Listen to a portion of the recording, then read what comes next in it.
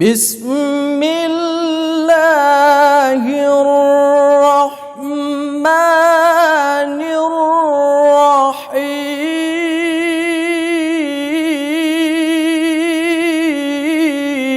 الرحيم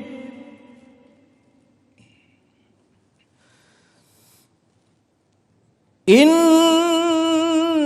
الذين يتلون كتاب الله وأقاموا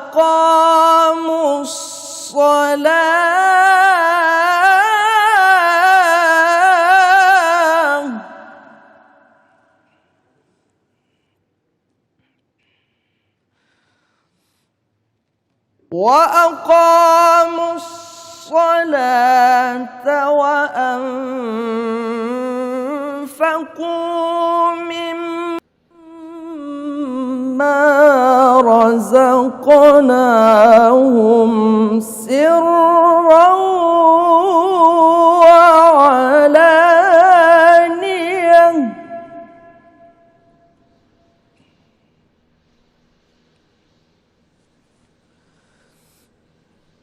وأنفقوا مما رزقناهم سرا وعلانية يرجون تجارة لن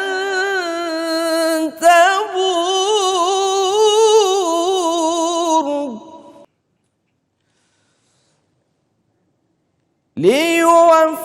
ليوفيهم أجورهم ويزيدهم من فضله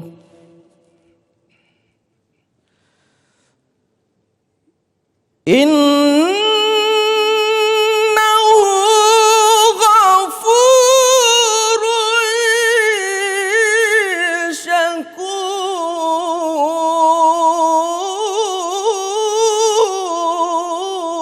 شكور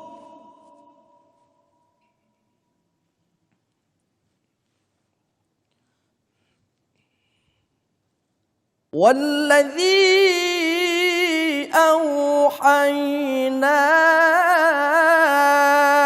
إليك من الكتاب هو الحق مصدقا لما بين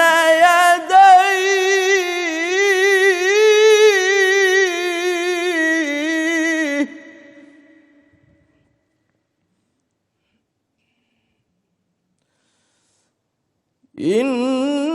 إن الله بعباده لخبير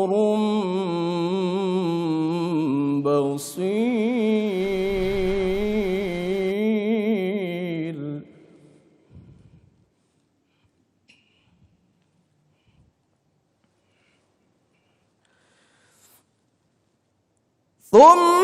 ثم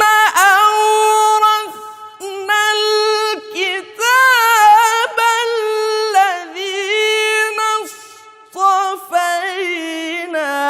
من عبادنا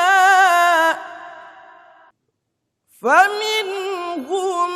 ظالم لنفسه ومنهم مقتصد ومنهم سابق بالخيرات